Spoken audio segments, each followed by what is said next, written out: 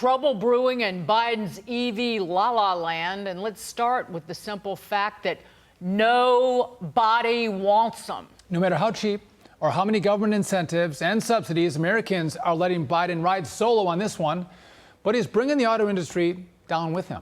Ford, in the most recent quarter, lost more than $36,000 per electric vehicle sold in that quarter.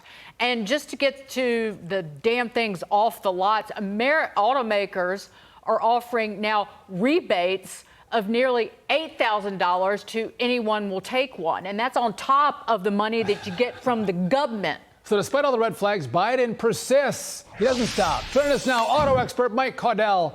Mike, good to see you. Thanks for joining us. So as Dagan just mentioned, Ford is losing $36,000 a car. Incentives are being thrown out on lots for cars that nobody wants. Does this insanity ever end, or are we going to push the auto industry right off the cliff? Now, Biden pushed the auto industry. Yeah, well, thanks for having me on, you guys. And you know what? There's two sides to this equation. And the first is early adopters, right? So early adopters came into the market and they were gung-ho. They didn't care about what the prices were of electric vehicles. They just wanted their Tesla and they went out and bought it. The problem is those early adopters, they already have their electric vehicles. And now you are moving into mainstream America. They don't understand range. They don't want to understand range. They just like a good deal on a vehicle. So with the average price of an electric vehicle hovering in that $60,000 range, the cheapest one on the market is a Nissan Leaf, right around $26,000. But I say hogwash to all of it, guys. I'm just going to be honest with you. You can throw the tax credits out the door. It's all about, do Americans want them? And the way you get Americans to want electric vehicles is through marketing. I know that sounds crazy, but if you talk about the environment, we're all learning now that making these vehicles is not as easy as just flipping a switch. You are mining for this stuff. So it's all about making them fast, fun, and cool. And if they go that route, they might be able to pick up sales.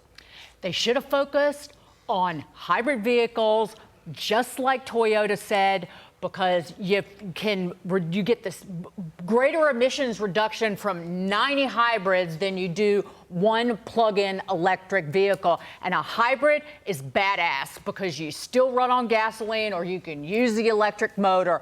And I want to get to this. Apparently, China dominating the EV industry is President Trump's fault.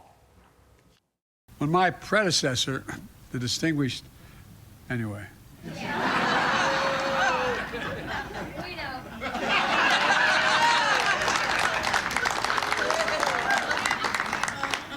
When my predecessor was in office, 6 factories closed across the country. Tens of thousands of auto jobs were lost nationwide. And on top of that, he was willing to cede the future of electric vehicles to China. He said if America invests in electric vehicles, it would drive down wages. It would destroy jobs. It would spell the end of the American automobile industry. Well, like almost everything else he said, he's wrong. You have proved him wrong. Mike? I mean, guys, come on. How long does this president have to be in office to keep bringing up President Trump and EV policy? I mean, I actually like electric vehicles. They are fast and they are fun to drive, but you are marketing them wrong to the American consumer. And when you look at what President Biden's doing, you can throw the tax credits out the door. You can throw the pricing out the door. You have to create an environment where consumers want to buy these cars. And right now, they don't want to buy them because they don't understand them. And they're getting all of this EV stuff shoved down their throat. You want market demand, market-based economy. You don't want government pushing them down our throat. You're right. Mike Caudell, always a pleasure. Thanks for joining us, our car guy.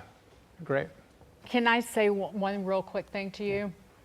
This deal that the UAW has inked with these 3 U.S. automakers, and because of the expense of making these stupid cars that they're going to be forced to make, the U.S. taxpayer is going to have to bail out these 3 automakers because of EVs and because they're being forced to be made here in the United States. If you cared about the environment, let China make cheap crap and just stick to what sells.